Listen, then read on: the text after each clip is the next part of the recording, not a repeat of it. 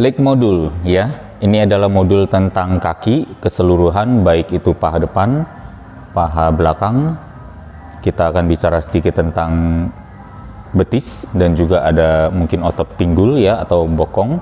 Kita akan bahas beberapa gerakan karena pada dasarnya saya ingin menyampaikan bahwa terlepas dari begitu banyaknya variasi yang ada di pasaran saat ini dalam fitness, sebenarnya prinsipnya adalah di dalam muscle centric, dalam binaraga, membangun otot, latihan untuk membangun otot itu sangat sederhana ya, bukan sesuatu yang neko-neko dan tidak memerlukan suatu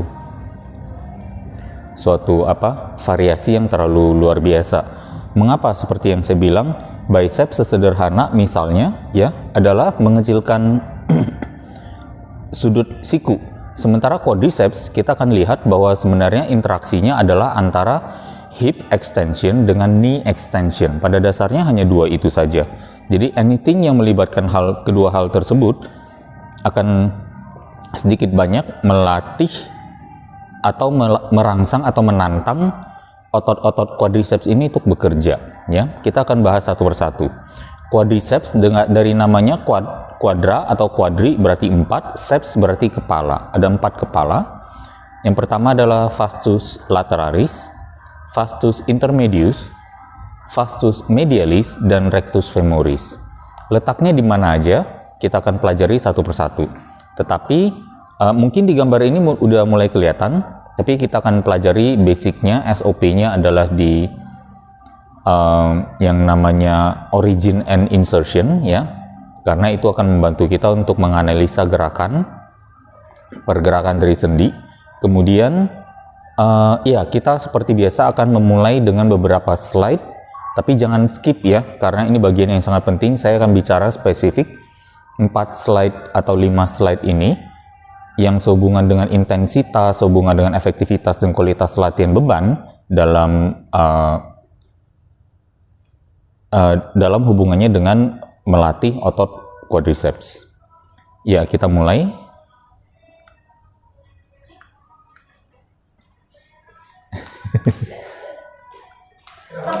Colokannya belum.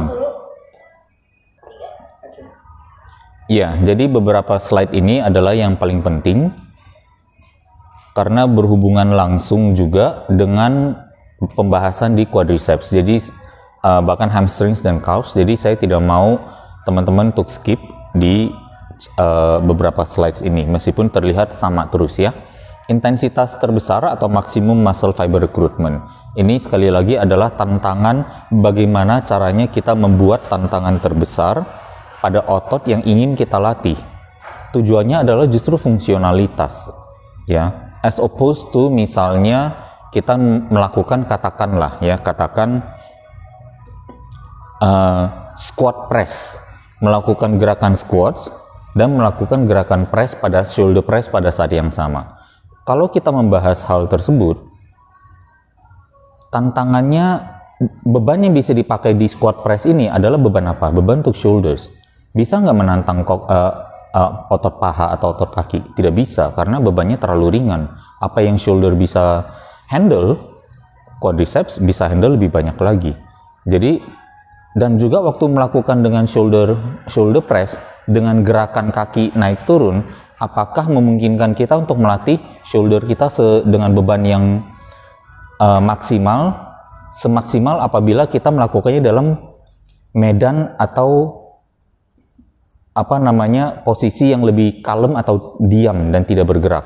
Tentu posisi diam tidak bergerak dan lebih stabil memberikan kita kepercayaan diri untuk menghandle beban yang lebih berat.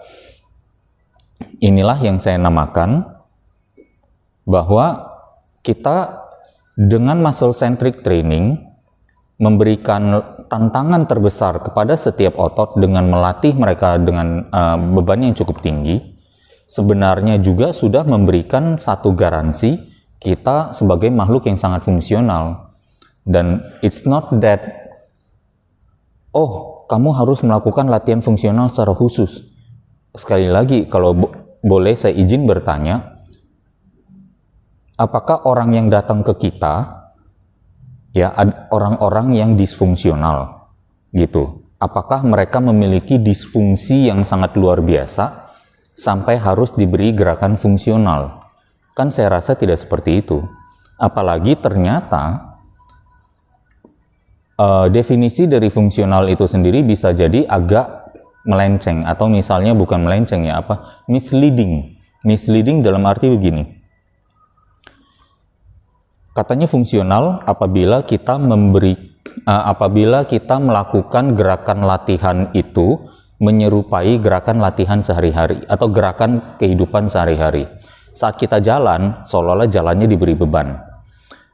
Atau ada beberapa gerakan seperti lunges dan torso rotation dilakukan secara bersamaan. Poinnya adalah, sejak kapan dalam kehidupan kita melakukan gerakan lunges dan torso rotation secara bersamaan?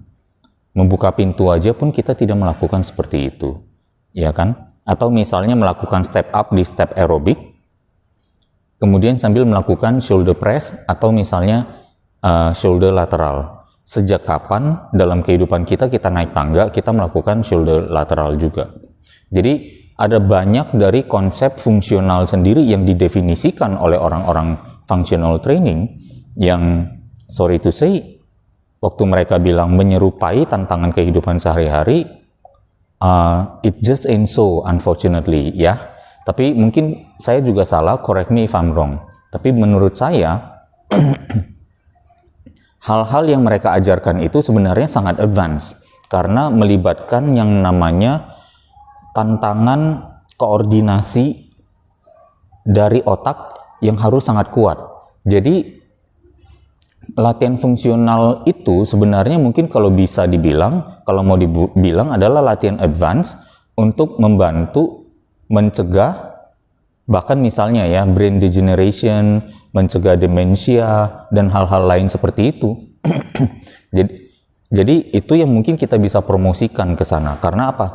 Mungkin bebannya sedikit lebih ringan, ya, karena tidak menantang seluruh bagian tubuh secara maksimal juga, tetapi merupakan gerakan yang hampir seperti koreografi yang memerlukan koordinasi yang tinggi.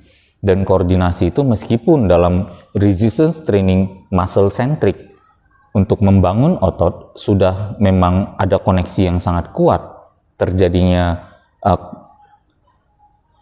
koneksi sinapses antar neuron di otak yang sangat kuat, sehingga itu juga mungkin tidak diperlukan. Tapi setidaknya kegiatan fungsional itu bisa menjadi satu kegiatan yang menarik bagi orang-orang yang di usia lanjut untuk mencegah demensia. Terlepas dari memang sebenarnya gerakannya sangat advance, dan mereka yang memiliki otot yang lebih lemah dan kurang seimbang mungkin lebih sulit tertantang untuk melakukannya. Tapi setidaknya ada value di sana yang lebih bisa dinikmati manfaatnya daripada oleh orang-orang yang masih muda dan sehat. Dalam menerapkan overload itu, gerakan sebaiknya sekali lagi halus, terutama dalam hal squats itu saya melihat bahwa banyak sekali yang orang buru-buru setelah waktu squats turun ke bawah, buru-buru mau memantul ke atas. Seperti, paham? Karena apa? Di posisi paling bawah itu adalah posisi terlemah. Ya, posisi yang menurut mereka mungkin sangat berbahaya, sehingga mereka ingin keluar dari bahaya itu cepat-cepat. Jadi ada kesan subconsciously, ada kepanikan di sana, sehingga mau cepat-cepat naik dan dihentakkan. Dan itu yang justru saya rasa bisa kita kurangi. Karena apa? Karena itu sebenarnya an act of panic di muscle, ya, atau terhadap kekuatan tubuh yang kurang pede, sehingga akhirnya memicu kita untuk mau melakukannya, menghalalkan segala cara agar segera naik ke atas dalam posisi aman. Dan kalau misalnya menghalalkan segala cara untuk segera naik berdiri agar saya merasa aman lagi, sorry to say, gitu, keterlibatan otot mengeroyok yang lain menjadi besar, sehingga muscle tensionnya berkurang di otot yang ditargetkan. Belum lagi kalau karena kepanikan itu dari bawah, mau buru-buru, akhirnya lupa mengunci perut, mengunci spine ya, sehingga akhirnya meningkatkan risiko terkena yang namanya hernia. Jadi ini yang sangat penting kita terapkan dalam melatih klien. Sekali lagi, klien adalah kelompok orang-orang yang butuh latihan yang efektif dan mereka butuh latihan yang aman. Tidak semuanya ingin menjadi atlet binaraga. Tidak semuanya sewaktu mereka memulai ingin nantinya suatu hari bertanding di ajang fisik, men's fitness, body fit atau apapun juga. Jadi menyadari hal itu, ya kan, kita tidak perlu mensubjek mereka ke dalam posisi yang seperti hal-hal tersebut.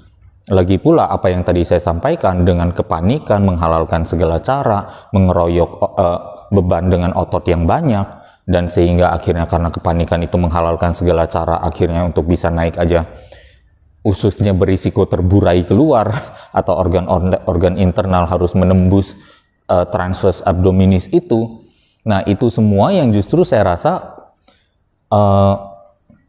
tidak safe gitu, dan bukan udah tidak safe berarti risiko cedera tinggi, efektivitasnya rendah lagi. Jadi untuk apa? We have no value there. Maksudnya seperti itu ya. Mohon maaf, saya bukannya untuk mencela atau mengkritik satu aliran fitness, tapi lebih kepada telling it like it is, bahwa terlalu banyak juga pihak-pihak yang memburuk-burukan atau meng-underappreciate kegiatan olahraga latihan beban dengan cara binaraga untuk mendapatkan marketnya sendiri gitu. Jadi ini semacam bukan retaliasi ya, tapi lebih kepada meluruskan banyak hal saja yang kira-kira takutnya keliru dan membuat teman-teman akhirnya mungkin salah arah. Ya, di Ra Institute, this is what we stand in and this is what we believe in. Makanya mungkin itulah sebabnya Ra Institute selalu stay true dan tidak mengeluarkan begitu banyak sertifikasi atau sertifikasi tambahan lainnya yang sifatnya seolah-olah ada penjurusan kemana-mana ya.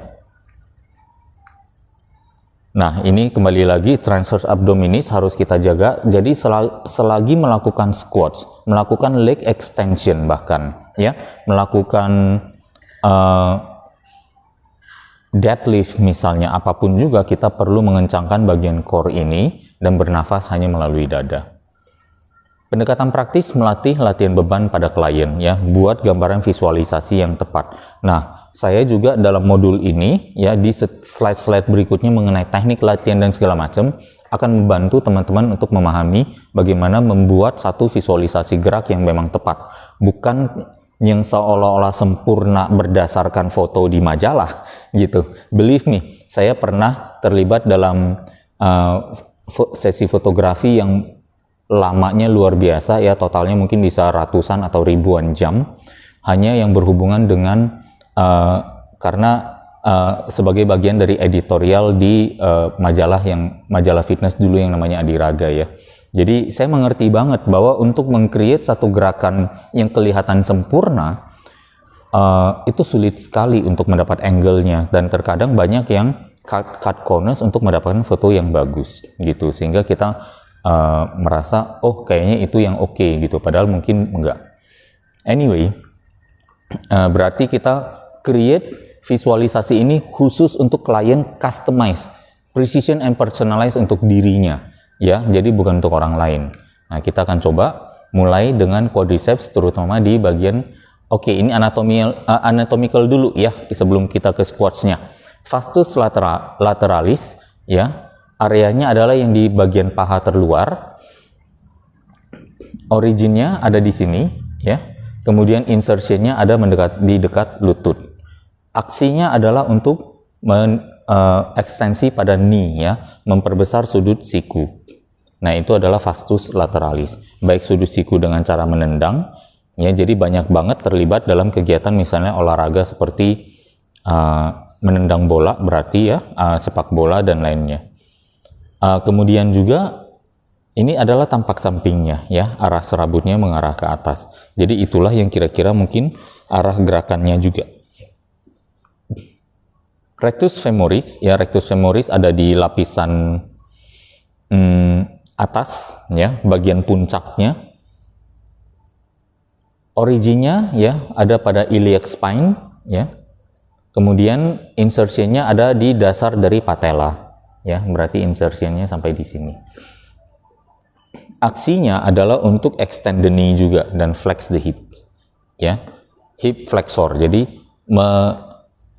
mengangkat lutut. Nah, fungsinya adalah mengangkat lutut dan pada saat yang sama juga adalah untuk meluruskan lutut, ya mengangkat lutut dan meluruskan lutut. Rectus femoris. Vastus medialis. Nah, vastus medialis ini yang sering dinamakan teardrop muscle karena bentuknya seperti air mata, ya. Aksinya adalah ekstensi pada knee juga, pada otot paha. Dan ini adalah vastus intermedius. Vastus intermedius adalah persis di bawah rectus femoris. Jadi kita nggak begitu kelihatan ya. Ini bisa terlihat vastus intermediusnya karena rectus femorisnya tidak digambarkan karena akan menutupi semuanya. Tujuannya pasti persis sama dengan si rectus femoris itu, ya.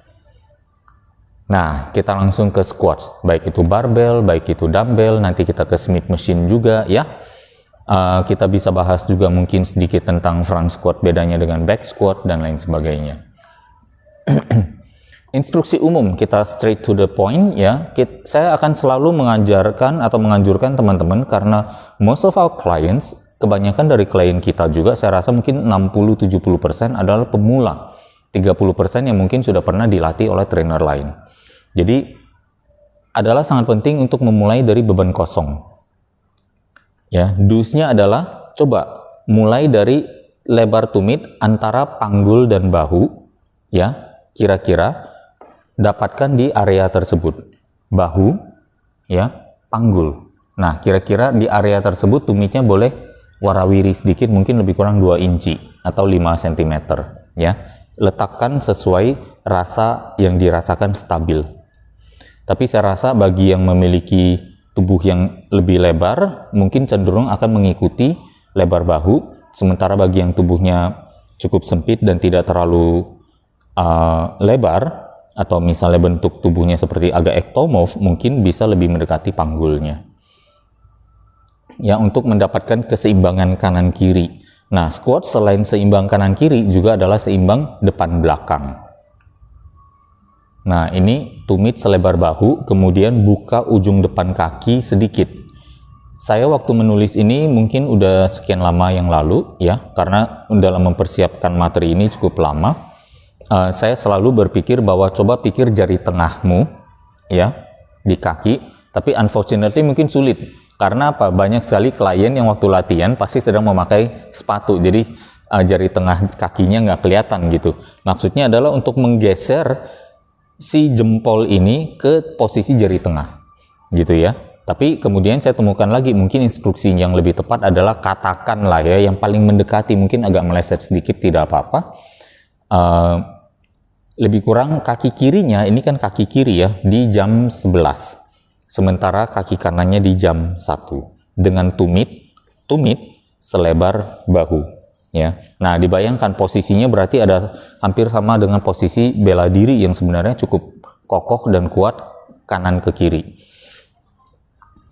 Ya, lutut mengarah ke arah yang sama dengan ujung kaki atau ujung sepatu. Ini harus penting sekali dilakukan. Ya, nanti saya jelaskan mengapa. Nah, ini adalah visualnya untuk squats. Tumit selebar bahu, buka ujung depan kaki sedikit, ya jam 11 dan jam 1 tadi. Seimbangkan majunya lutut dengan mundurnya pinggul. Nah, ini depan belakangnya juga kita perlu selaraskan.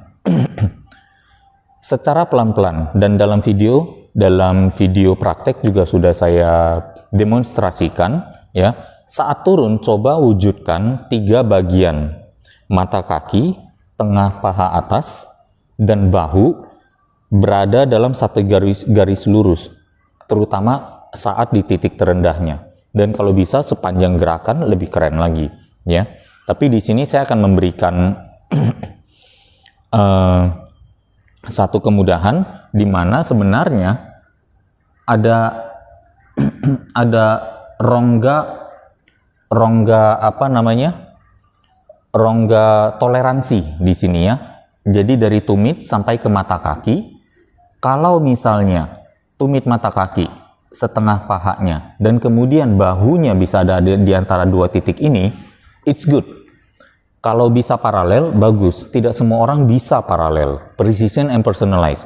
Titik di mana dia berada, kalau dia bilang, ini saya udah paling turun, ya, tahu dari mana? Saat dia apabila sudah mulai melakukan butt wing, dan di saat pinggulnya sudah mulai ada gerakan arah melengkung ke bawah, di saat itu sebenarnya kita sudah biasa mengatakan titik terendahnya mungkin di sana. Kalau misalnya pelengkungannya tidak drastis, atau sudut lengkungnya tidak banyak, mungkin masih bisa diizinkan turun lebih kurang 1-2 inci ya.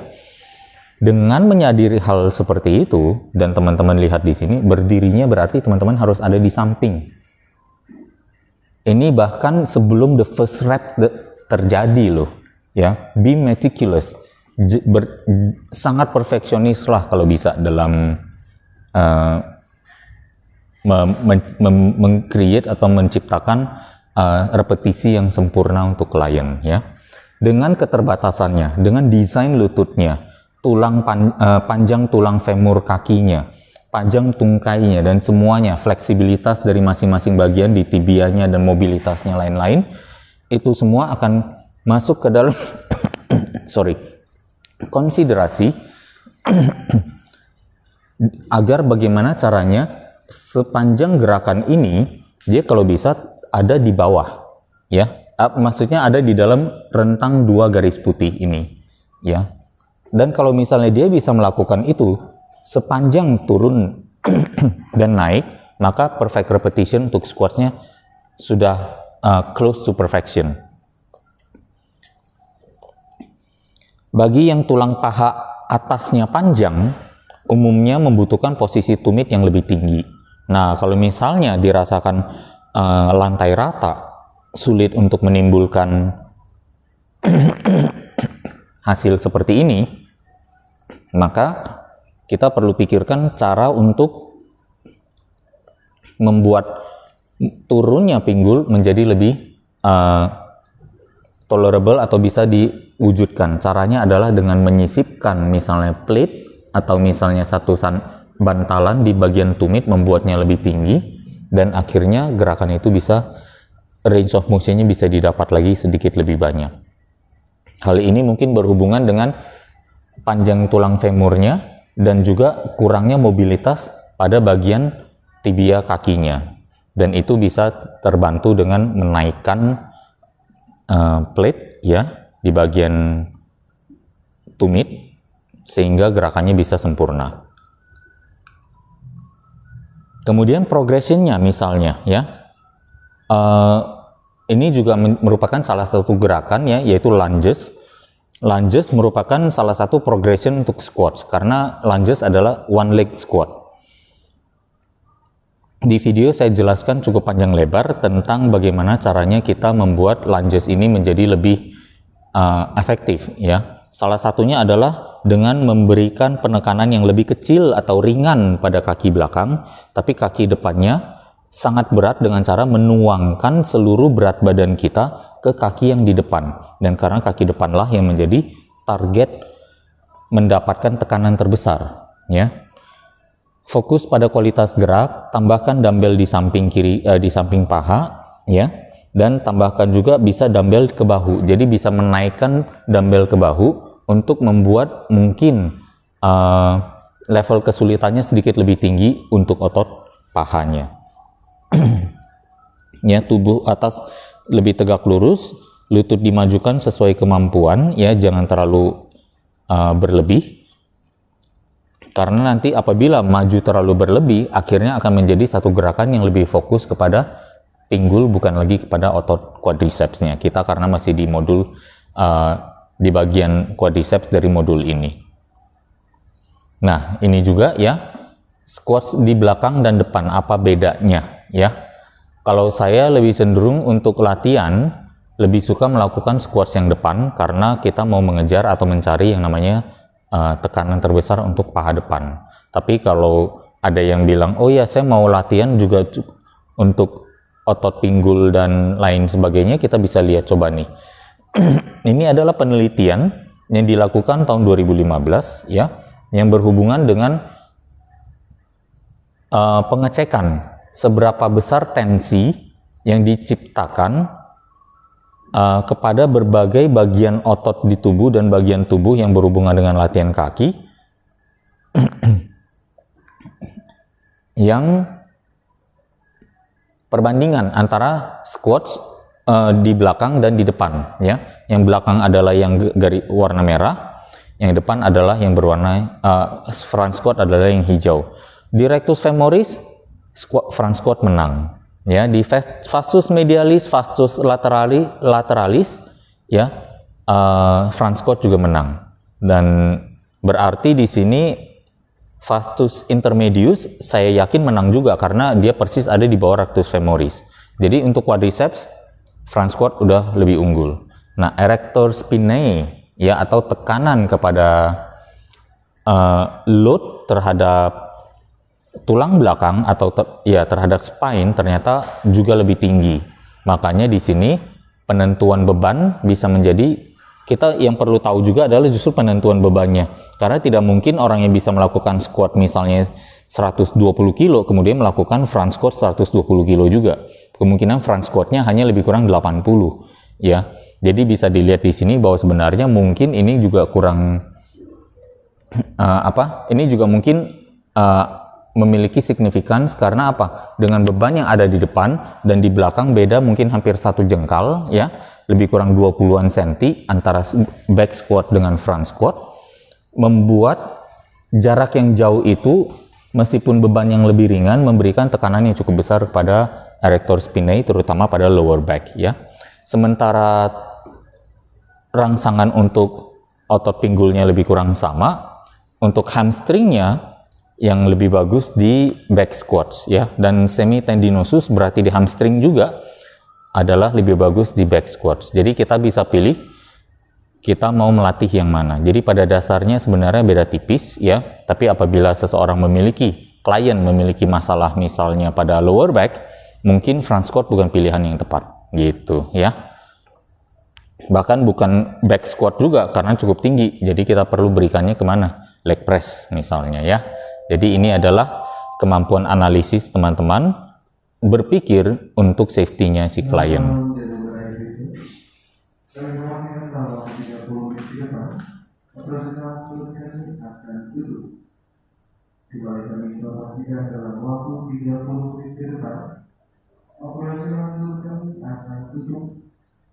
Silakan waktu bagi Anda serta bersama ikut melawan Anda dan kepentingan dan aparatur pembinaan yang bersebagian dari semua ini terima kasih dan selamat.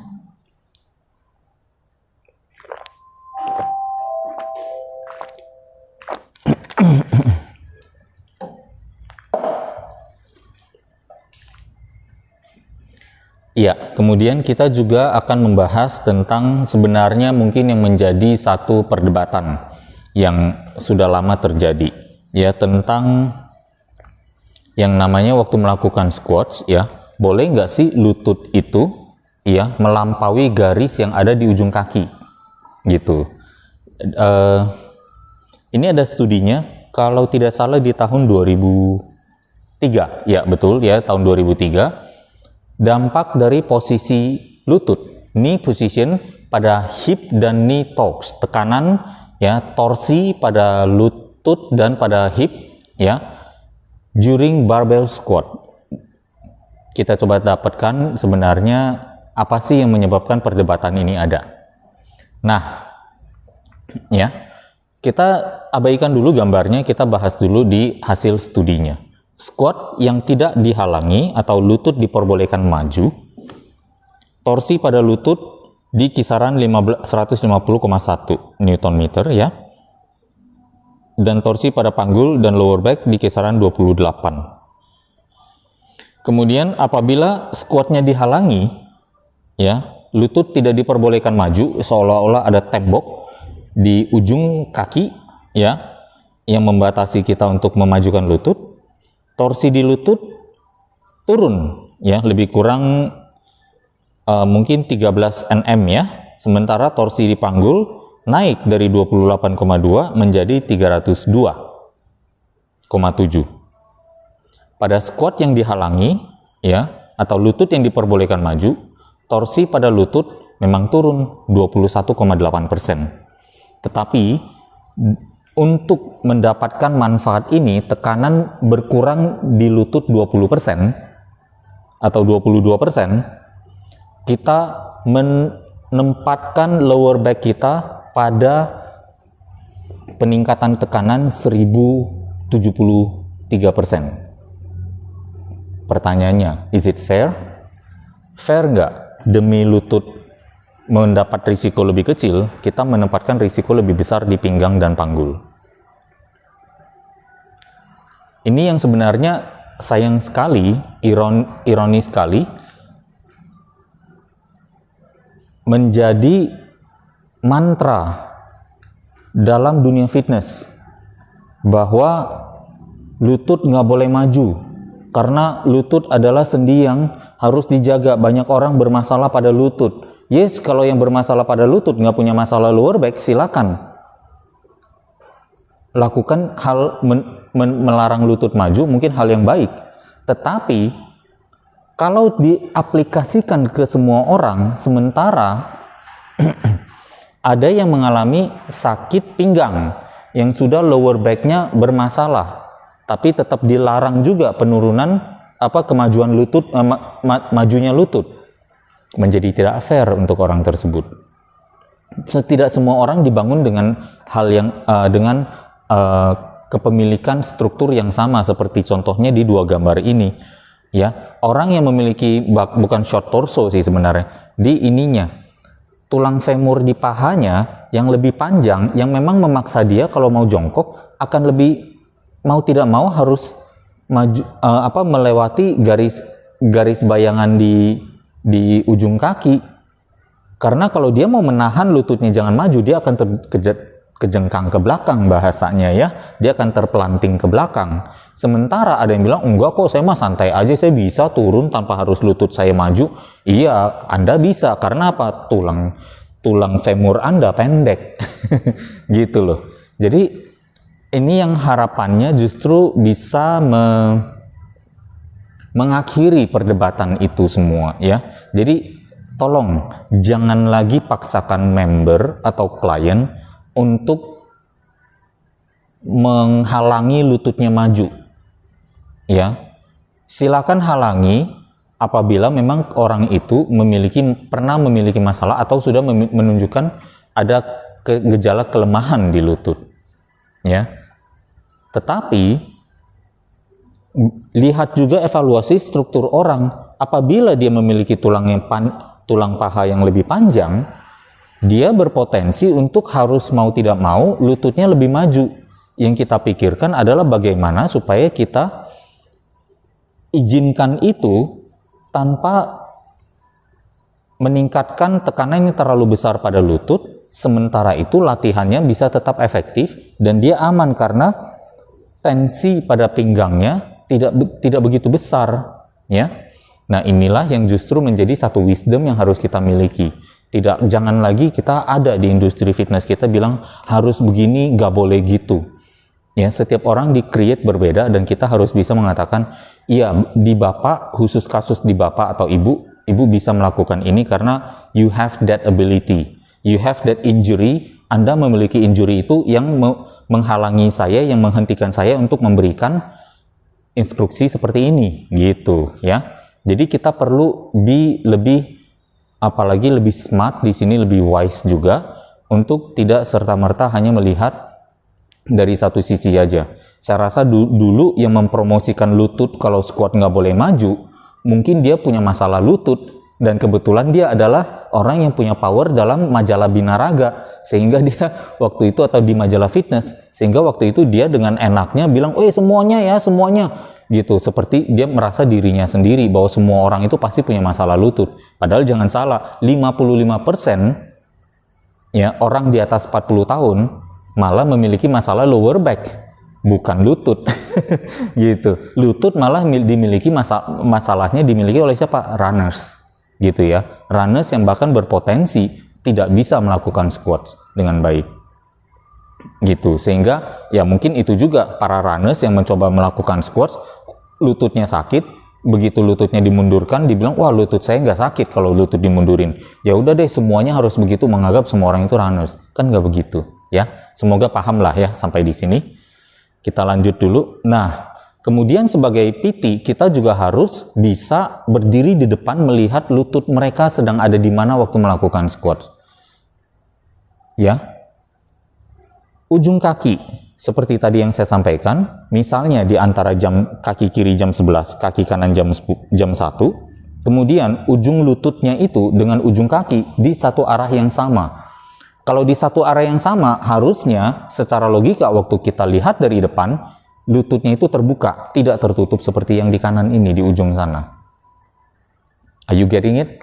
Gitu loh. Jadi sebagai PT, saya lebih suka kalau kita warawiri maju ke depan dan ke samping untuk mengecek semua kondisi mereka, entah spine-nya, entah butt wing-nya, entah lututnya maju atau tidak, ya, dan apakah seimbang atau tidak dari mata kaki, tengah paha sampai ke bahunya, membentuk satu garis lurus atau tidak, gitu. Itu yang saya akan rewel untuk perbaiki setiap repetisi, daripada ada di belakang pegang rusuknya, ikutan spotting dari awal sampai akhir. Atau bahkan sambil megangin bar aja di belakang, kemudian sambil nonton TV, lihat orang menyapa kanan kiri. Nggak seperti itu. Gitu loh. Your value as a personal trainer ada di sini. Karena setiap repetisi misalnya yang ketiga, keempat bagus, apakah menjamin yang kelima bagus? Tidak. Lalu apa yang kamu lakukan supaya kelima sama bagusnya dengan 4? Cue suara. Yes, yang ini ya yang bagus. Ulangi yang kayak tadi ini. Yang ini yang paling bagus. Kalau makin jelek, awas, hati-hati, udah berkurang lagi, ya diimprove lagi, balik ke yang tadi. Konsentrasinya, ayo ditahan berapa detik lagi, atau berapa repetisi lagi. Makanya buat saya, itu yang menjadi value personal training yang lebih tinggi.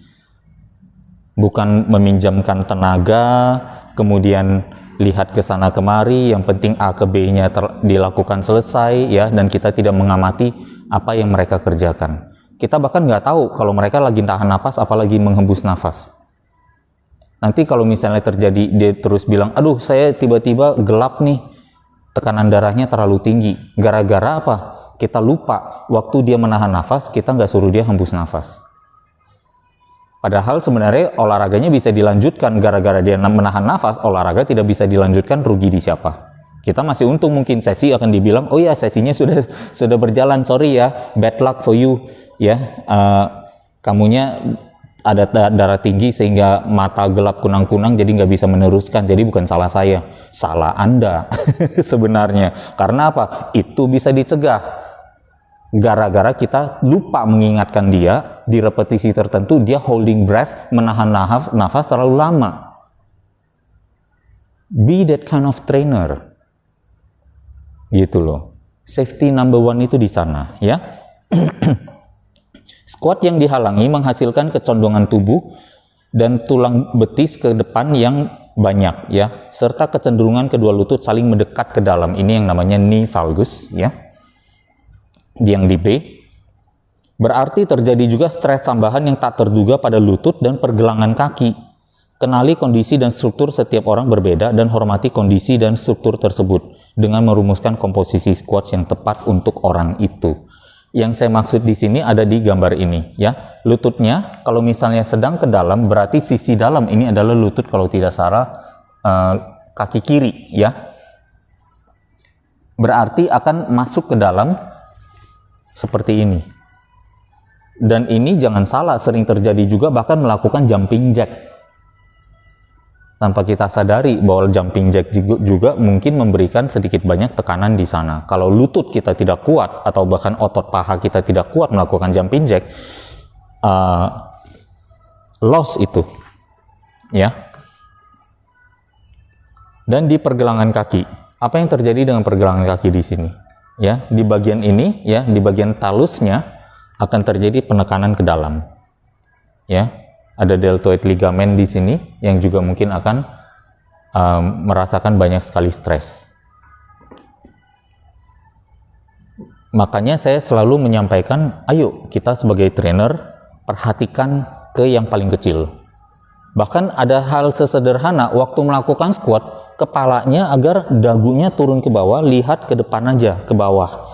Ya, kadang ada kecenderungan waktu melakukan squats itu untuk meningkatkan kekuatan angkat atau supaya terangkat, jadi akhirnya dagunya harus begini.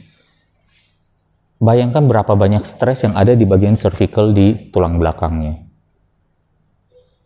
Bahkan saya pernah melihat video, ada yang karena untuk memaksa deadlift bisa dilakukan, menarik dagu kliennya gitu dari depan, supaya bisa supaya deadlift itu terangkat. I'm sorry to say, terlalu banyak praktek personal training ya akhirnya sama mungkin ya. Jadi drug using bodybuilders give bodybuilding a bad name.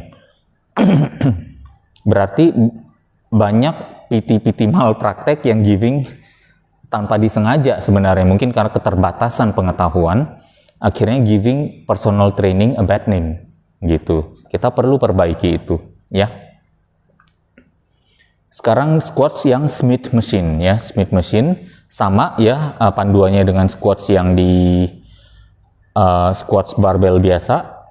Hanya Smith machine memiliki satu keunikan, ya ini lebih kurang juga sama ya, agar mengarahkan kaki supaya lebih nyaman kepada lututnya. Karena somehow di setiap dari kita memiliki sebenarnya kaki lurus pun tidak salah. Ini hanya sedikit variasi untuk menjaga-jaga agar lebih banyak orang yang kesulitan untuk memiliki mobilitas melakukan squats, dan ternyata saat pijakan sedikit digeser menjadi lebih mudah ya atau bisa dilakukan. Nah, coba perhatikan ya, Smith machine ini menawarkan kita satu keunikan yang tidak bisa diberikan oleh squats, yaitu apa? Karena dia sudah terkunci bebannya di jalur ini, maka kita bisa menempatkan kaki kita di posisi seperti di warna garis biru ini, ya, di garis biru ini. Jadi membuatnya hampir seperti leg press, ya, atau melatih sedikit yang lebih heavy di pinggul atau di hamstrings dengan membawa kaki kita ke titik yang biru, ke garis biru. Kalau membawa garis kita ke titik yang merah, maka dia akan kembali lagi ke seperti regular squats biasa, ya.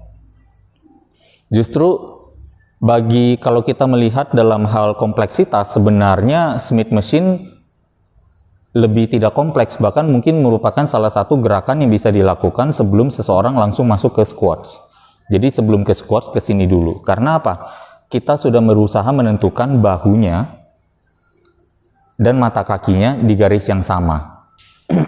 Sehingga waktu turunnya, kita hanya berusaha menentukan garis lurus itu apa didapat di pertengahan paha, ya. Jadi kita akan berdiri dari samping, melihat untuk bilang pinggulnya mundur dikit atau lututnya yang maju dikit, untuk dia belajar squats yang proper dari Smith machine dulu sebelum dia ke free weight squats, ya. Jadi ini adalah tahap regress sebenarnya, ya, tahap regress dari Smith machine. Dari squats ke Smith machine, tapi dari Smith machine ke free weight squats itu yang namanya progression, ya. Ini regression.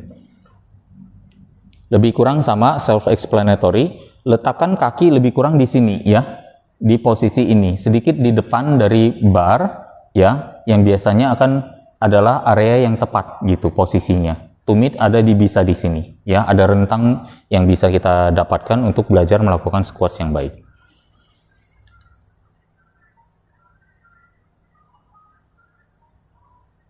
Ya. Oke, kita ke leg press sekarang. Nah, ini dia, ya. Ini salah satu latihan favorit saya, ya. Bisa diperhatikan ada dua contoh di sini.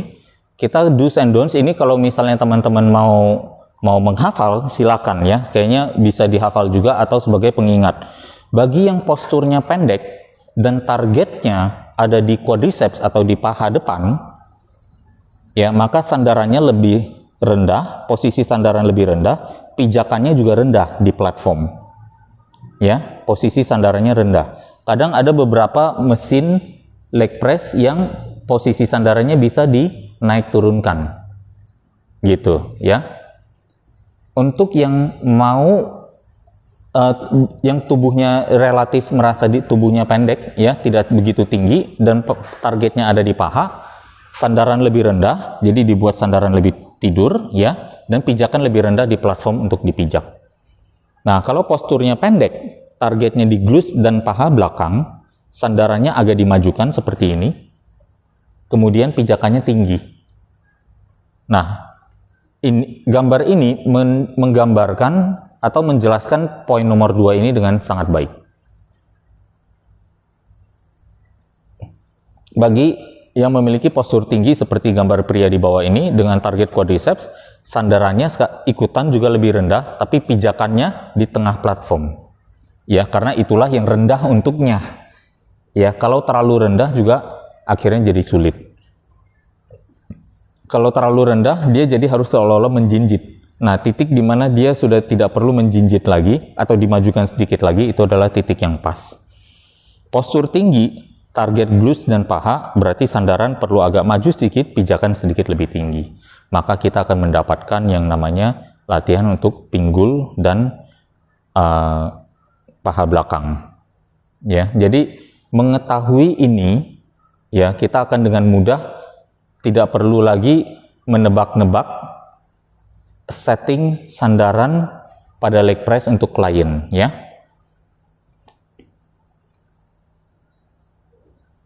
Nah, bisa dibayangkan ini saya gambarkan sedikit. Nah, ini kalau saya samakan sudutnya, ya, dengan pria yang ada di sini, bisa dilihat bahwa sebenarnya apa yang tinggi untuk wanita ini adalah pijakan rendah untuk si pria. Gitu, ya. Jadi kita nggak bisa bilang tinggi di platform atau rendah di platform. Ini semua tergantung kepada siapa orang yang sedang menggunakan mesin itu. Ya. Oke, instruksinya. Misalnya apa yang bisa kita lakukan? Pijakan kaki relatif rendah, kencangkan kaki dan tekan atau dorong pijakan dengan telapak kaki. Ya. Kalau teman-teman perhatikan di sini, saya bahkan akan go as far, misalnya kalau untuk progression, ya. Kita ke range of motion dulu. Apabila paha ke lutut, ya, titiknya adalah 0, menempel, ya, maka dimulai dari 30%-nya sampai ke lutut lebih kurang 90 sampai 95% lurus. Ya, jadi didorong, ditekan, jadi ada mengeluarkan tenaga juga dari tungkai dan di telapak. Untuk progression, ya, saya rasa malah akan jadi ide yang bagus apabila kita bisa mengatakan apa? Tekanan di tumit lebih besar daripada tekanan di ujung atas kaki, dekat jari-jari kaki. Jadi telapak kaki kita, tekanan saat melakukan leg press lebih banyak di bagian tumit, ya, telapak tumit daripada di telapak yang dekat dengan jari kaki. Paha belakang berarti ditingkatkan, dinaikkan, ya, posisinya, pijakannya relatif lebih tinggi, dan sekarang instruksinya adalah ayunkan paha. Ya, ayunkan paha. Jadi agar platformnya ke atas dan ke bawah, ya. Jadi jangan pikirkan mendorong. Pikirkan adalah mengayun paha saja, menginisiatifkan gerakan dari panggul. Dari panggul melakukan ayunan paha, itu adalah untuk bokong dan untuk paha belakang. Tapi kalau misalnya mau untuk paha depan, lakukan tekanan pada telapak. Jadi beda instruksinya, ya. Nah, makanya banyak sekali klien yang mungkin PT yang karena kurang in tune dengan teknik-teknik seperti ini, di saat posisi seperti ini atau kebanyakan kakinya karena terlalu tinggi, pijakannya katanya mau untuk glutes dan paha, kliennya nggak dapat karena apa? Saat sudah tinggi, yang dipikirkan bukan ayun, yang dipikirkan adalah mendorong dengan pijakan. dan akhirnya masih belum dapat, ya.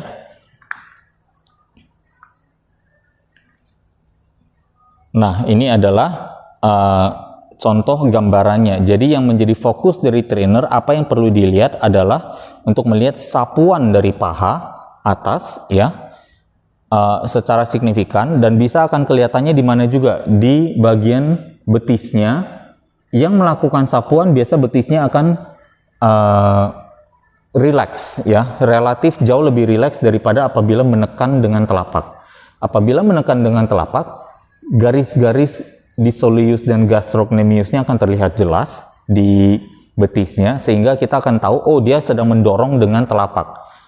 Jadi kita aja bisa cukup sakti nih, kalau klien yang harusnya mengayun paha tapi dia menekan dengan telapak, kita bisa bilang, awas Bu, masih menekan dengan telapak,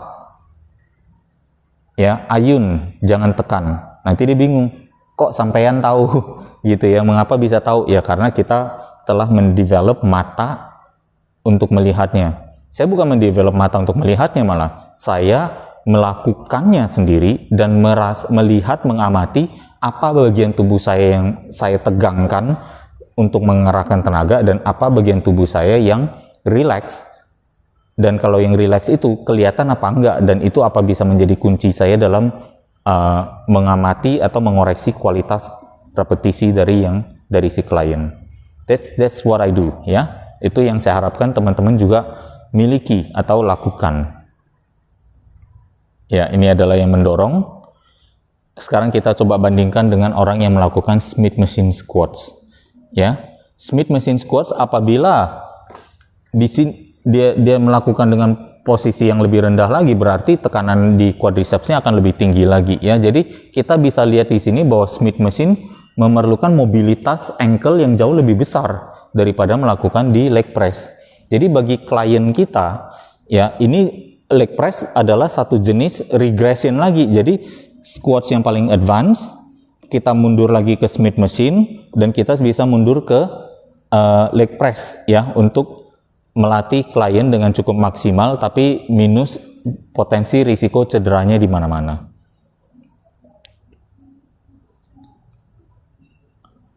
Dan ini adalah gambar biru di Smith machine tadi, ya. Di Smith machine gambar birunya yang saya makanya bilang, kalau misalnya Smith machine itu somehow memberikan satu keunikan yang tidak bisa diberikan oleh squats, yaitu apa? Kita bisa menapak lebih maju karena plate barbelnya sendiri sudah terkunci di garis tegak lurus.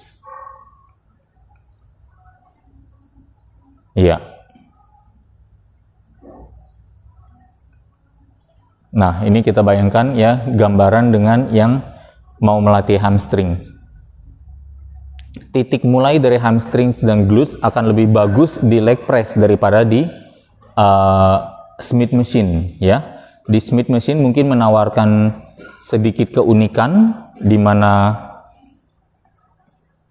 titik startnya bisa lebih tinggi, tapi di sini titik startnya bisa lebih rendah, ya. Posisi stretch yang bisa lebih maksimal. Keduanya baik-baik aja, tapi yang perlu diperhatikan di sini justru ada di pinggulnya. Hati-hati apabila sudah mundur terlalu banyak sampai pinggulnya melengkung naik ke atas, terjadi butt-wing yang sangat luar biasa.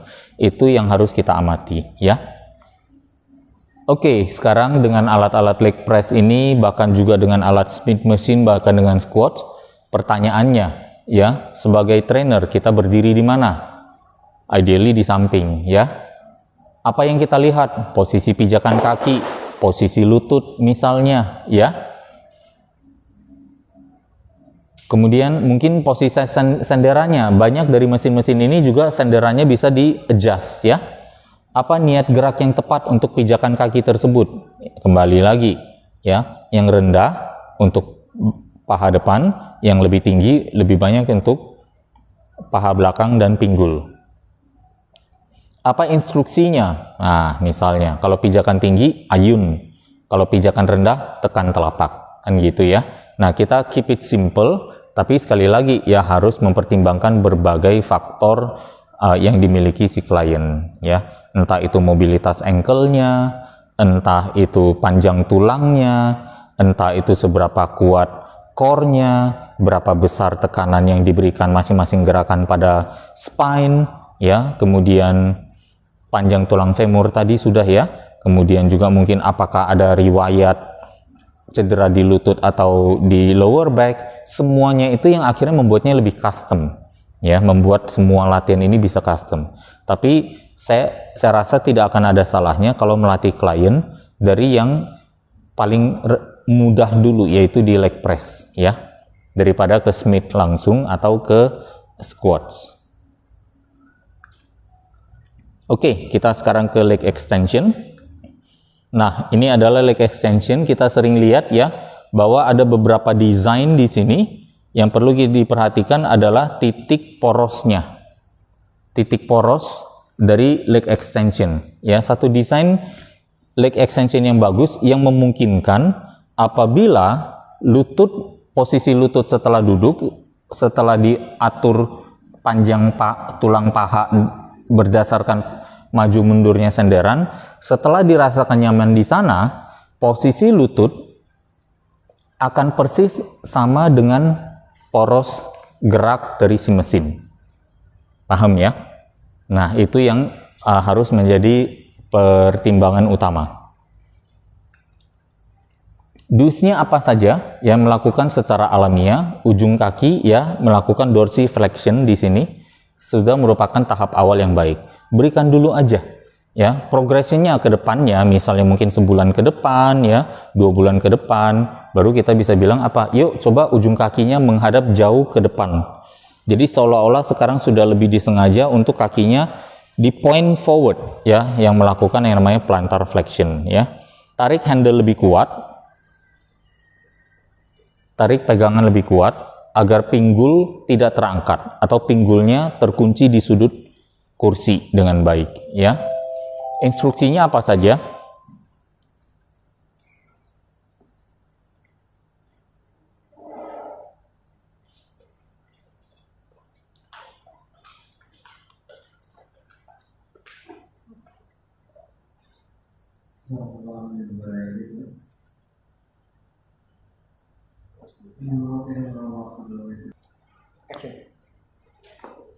Iya, jadi kita akan melakukannya secara alamiah. Progression ini bisa dilakukan point forward ya. Tapi apalagi yang bisa kita pikirkan di sini ya? Hanya dengan berusaha kembali lagi, the basic thing adalah menghindari kuncian pada lutut. Biasanya para pakar akan mengatakan bebannya terlalu besar sehingga kuncian itu bisa saja tidak quite impossible untuk melakukan. Ya, tapi ada baiknya juga apabila klien yang sudah mungkin ada riwayat masalah cedera, kita bisa ingatkan kembali lagi ya. Gerakannya selalu yang tadi halus, lambat ya, seimbang ya, halus, lambat, seimbang, dan bahkan kunci perut pun ada di sini. Kalau tidak melakukan kuncian perut, apa yang terjadi? Dia akan membungkuk. Kita akan cenderung membungkuk ya, bahkan ada yang sampai pinggulnya terangkat ke atas karena tidak memegang dengan kuat, atau memegang dengan kuat pun tetapi fluktuasi naik turunnya masih terjadi, sehingga akhirnya apa yang terjadi di sini? Ada kontraksi pada otot-otot yang namanya psoas muscle dan juga quadratus lumborum atau QL, yang nanti akan berdampak karena mereka kram, kejang, dan menunjukkan kontraksi yang terlalu kuat, sehingga akhirnya spine atau tulang belakang terutama lumbar melengkung terlalu kuat, saraf kejepit lagi ya. Jadi hati-hati di sana. Jadi penguncian perut, melihat perut mereka bernafas atau tidak, atau bernafas dengan dada sebagai indikator penguncian perut ya. Pinggulnya naik atau turun, genggamannya kuat nggak ya, atau dikunci nggak lututnya, jari kakinya sudah maju ke depan atau masih di tahap yang di sini. Jadi selalu banyak sekali yang harus dilihat untuk faktor safety-nya, dan kita nggak bisa bilang oh dengan mudah kita mungkin kalau jadi trainer nggak mau pusing, kita pegang ininya aja terus kita ayun-ayun sambil kita lihat ke sana kemari gitu. Kita kembali lagi, saya tidak akan berhenti-hentinya menyampaikan untuk raise your standards ya, tingkatkan standar penerapan praktek personal training teman-teman. Jadi hip adduction ya adalah satu gerakan latihan yang cukup populer dan ada banyak di fitness center, makanya saya akan coba touch base sedikit di sini. Gerakannya mungkin dianjurkan dengan posisi duduk, tapi saya melihat berdasarkan arah serabutnya, bukankah menjadi lebih masuk akal apabila kita naikkan bokong kita ke tempat duduk kita, karena ada sandaran kita sender aja ke belakang, kita naikkan bokong kita sehingga kaki kita cenderung memiliki sudut yang lebih besar. Di saat itu, saya merasakan aduksi dari otot yang namanya adduktor longus, adduktor magnus yang hijau di balik longus ini, ya, bisa terangsang dengan lebih maksimal lagi. Ada pertanyaan yang bagus ya, apakah misalnya dilatih bagian sini nanti pahanya yang misalnya berlemak akan bisa berkurang di sana ya. Konsep spot reduction itu adalah misalnya area yang diharapkan pada lemak, padahal di sini yang kita latih adalah otot. Nah, pertanyaannya sekarang justru menjadi satu interogasi atau misalnya inquiry yang cukup smart, atau bahkan kita bisa tanyakan, kalau bagian otot-otot di mana bagian itu terlatih dengan baik, mungkinkah lemak di area tersebut, kan namanya ototnya udah besar, udah banyak, metabolismenya berarti sangat tinggi, ya. Tapi apakah metabolisme itu bersifat localized juga atau di satu tempat tertentu, sehingga membuat kita berpikir, mungkin kalau ototnya sudah banyak, lemaknya akan bisa gampang terkikis, karena nanti ototnya kalau metabolisme tinggi mengambil lemak dari yang tetangganya aja yang deket-deket, kita nggak pernah tahu ya. Tapi so far yang kami ketahui adalah spot building atau mau build atau mau membangun di bagian tubuh mana bisa terjadi melalui pertumbuhan otot. Tetapi spot reduction untuk menurunkan lemak di area tertentu so far sampai saat ini belum ada ya. Next kita ke hamstrings ya, ke pronated leg curl, atau bahkan nanti kita juga akan bahas tentang yang seated machine. Ini adalah hamstrings, terdiri dari bicep femoris, semitendinosus, dan semimembranosus. Kalau kita lihat pangkalnya ada di bagian tulang pelvis ya, dan dia masuknya sampai ke tulang yang ditungkai. Jadi melewati tulang yang ditungkai, tujuannya pasti untuk menekuk lutut ya. Melakukan yang namanya knee flexion, bukan lagi knee extension ya. Knee extension adalah paha depan, knee flexion adalah untuk paha belakang ya. Ini adalah penjelasannya lagi sedikit lebih detail, dan saya melibatkan ini adalah alat yang secara tradisional lebih sering kita lihat ya. Kembali lagi perhatikan setiap sesuatu yang ada porosnya, kita bisa perhatikan di sini bahwa lutut, desain alat yang bagus akan membawa lutut kita bertemu di garis kuning ini ya, seolah-olah ada sinar laser yang ditembakkan dari titik poros dan lutut kita persis porosnya juga dalam satu garis. Do's and don'ts ya untuk leg curl ya, melakukan secara alami ujung kaki dorsiflexion atau misalnya masih di cungkil sedikit ya, sudah merupakan tahap awal yang baik. Pinggul rapat pada sudut dan tidak dinaikkan ya. Kemudian pilihan progresinya bila tubuh klien dianggap siap tentunya adalah ujung kaki bisa menghadap jauh ke depan ya, jadi diputar sedikit, tidak lagi seperti ini tapi berubah menjadi seperti ini. Hindari naik pinggul lebih jauh, menaikkan pinggul lebih jauh, karena kadang saat kita mau mengungkit, pinggulnya naik ke atas, ya. Angkat paha sedikit, nah ini dia ada satu trik lagi, hampir seperti preacher curl, ya, di biceps. Kita bisa mengangkat paha kita sedikit, sehingga paha kita tidak terlalu menekan bantalan yang di sini. Dan itu akan meningkatkan lagi aktivitas dari otot hamstring. Angkat torso sedikit, untuk memperbesar sudut pada panggul. Nah, ini dia ya. Ini yang garis merah yang saya sampaikan tadi. Ya, tujuannya adalah untuk mendapat satu leverage supaya meningkatkan efektivitas dan tidak memiliki dampak besar kepada pinggang atau lower back. Hamstrings dengan mesin yang seated, ya, sekali lagi ini juga saya gambarkan bahwa mesin yang bagus didesain memiliki kemampuan untuk memberikan ruang kepada lutut untuk berada di satu garis yang sama. Dus-nya adalah melakukan secara alamiah ujung kaki, ya, itu juga sudah merupakan tahap yang baik. Majukan sandaran sampai lutut tepat dalam satu garis. Nah, ini dia sandaran. Untuk mesin yang sedikit lebih modern ini, ada sandarannya, kita bisa maju atau mundurkan sandaran untuk menentukan bahwa posisinya bisa lebih baik. Karena biasa desain alat ini juga untuk leg extension, dan ada fitur yang namanya dual leg extension, leg curl, ya. Gunakan bantalan atas untuk menekan paha agar paha tidak bergerak. Ada beberapa desain mesin yang memiliki bantalan di depan tungkai, yang seolah-olah kita bisa sentuhkan. Itu juga baik, ya. Pilihan progressionnya bila tubuh klien dianggap sudah ready, ada di sini, ya.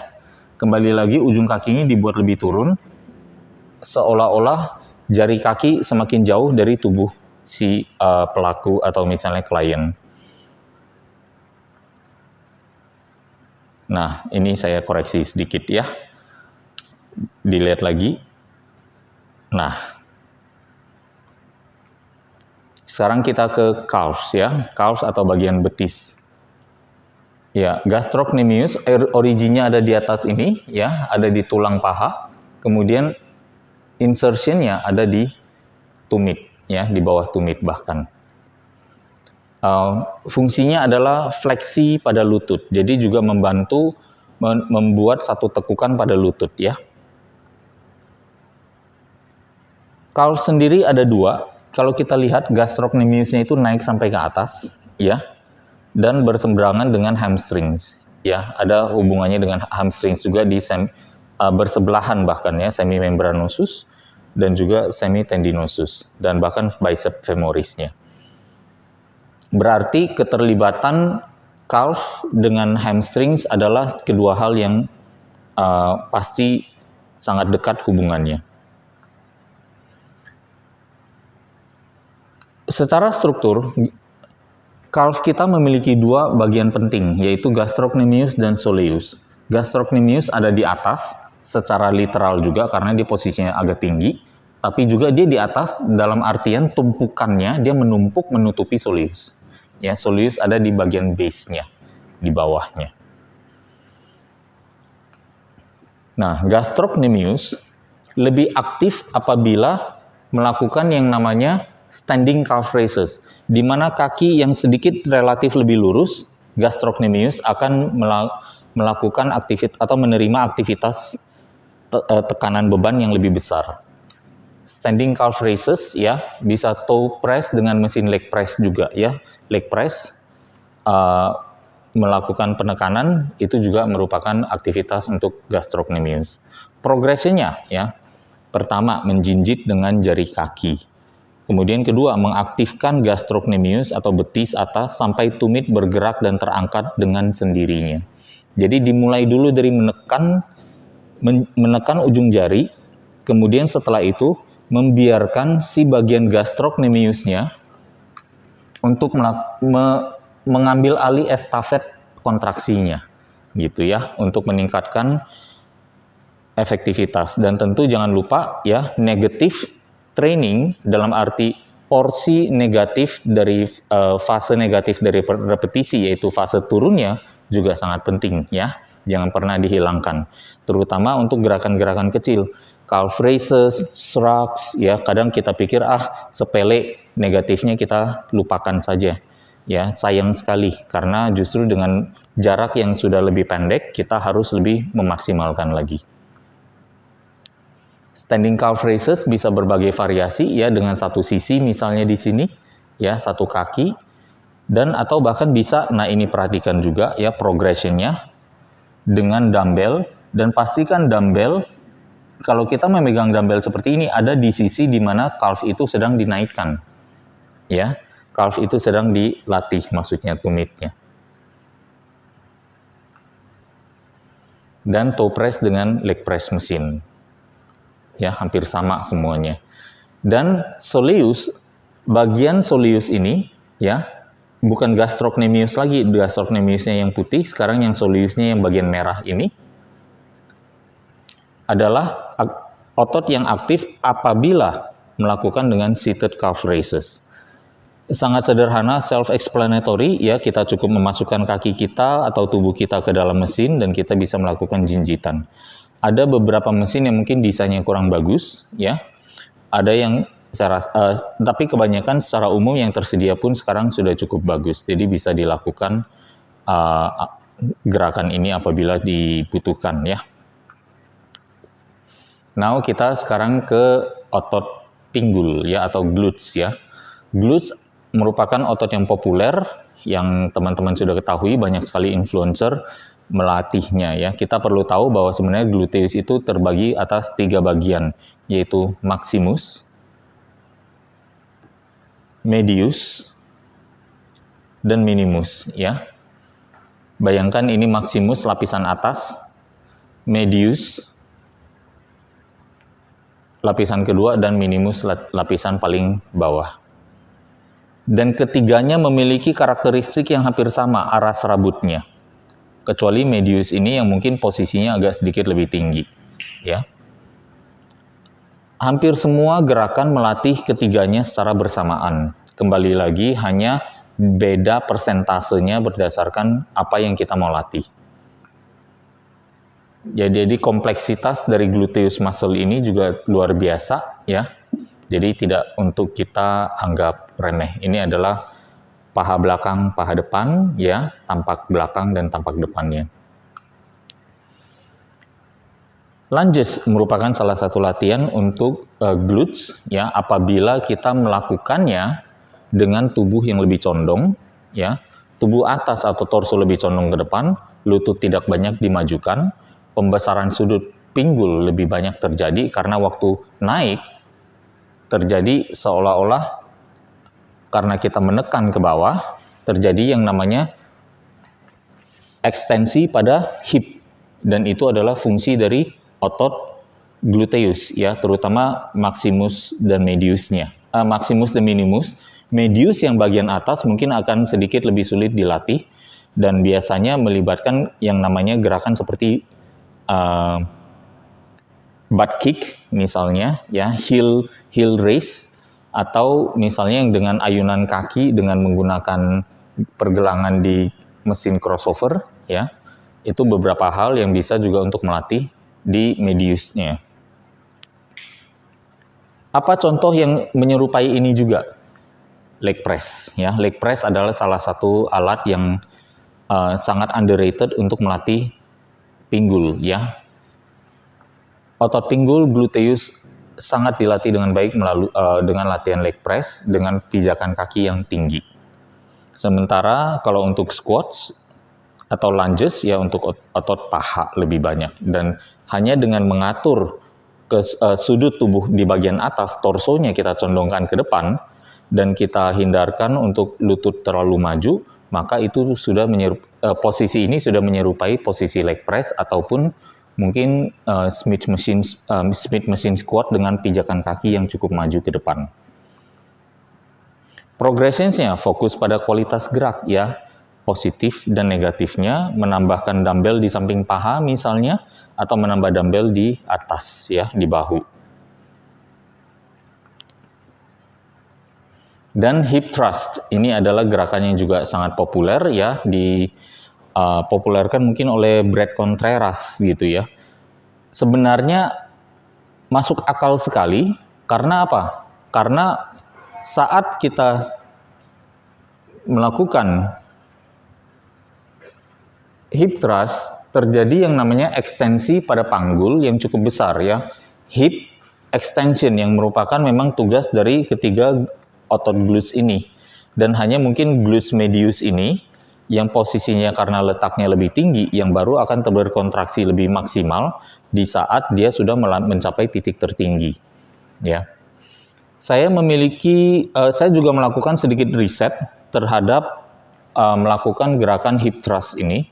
Apabila kita mau mengaktifkan lebih banyak otot pinggul kita, kita majukan sedikit posisi kaki kita, ya, posisi tungkai kaki kita majukan sedikit, kemudian kita beri ganjalan pada tumit. Dengan memberi ganjalan pada tumit dan kaki yang sedikit lebih maju, maka aktivasi otot pinggul atau gluteus ini di semua region akan menjadi lebih maksimal lagi. Dusnya, ya, kalau bisa hanya punggung yang menempel pada bangku. Ini adalah alternatif yang sangat bagus menggunakan leg extension, atau kalau tidak salah bahkan dengan leg curl, hamstring curl juga bisa, ya. Hanya dengan punggung yang menempel pada bangku, pijakan kaki agak ke depan, tumit melampaui lutut, ya. Beban nyaman di panggul dengan bantalan. Ayunkan lutut seolah melingkar ke lantai, ya. Jadi misalnya seolah-olah disapu turunnya. Kemudian lanjutkan dengan mengencangkan otot gluteus. Alternatif lain dengan misalnya mesin leg extension atau hamstring curl, ya.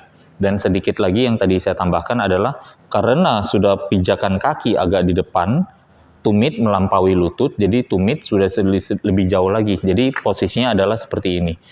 Lutut di sini, tumit ada di sini. Jadi tidak masuk tapi agak keluar, tidak 90 derajat juga. Majukan sedikit, kemudian ini adalah tumit kita beri ganjalan supaya aktivasi di otot pinggulnya bisa lebih maksimal lagi. Ya, demikian modul untuk leg, ya, dari quadriceps, hamstrings maupun calf dan sampai ke glutes, ya. Semoga bermanfaat adanya. Sekali lagi, kualitas harus kita kedepankan karena kualitas berhubungan dengan efektivitas dan berhubungan dengan safety, ya. Kemudian kita kombinasikan dengan kuantitas, yaitu program yang bagus, kualitas gerak yang bagus, program yang bagus, maka kita akan menghasilkan, memberikan hasil atau membawa klien kita lebih cepat mencapai goal setting yang telah kita bantu mereka buat juga. Next, kita ke modul berikutnya. Semoga bermanfaat adanya. Sampai ketemu lagi.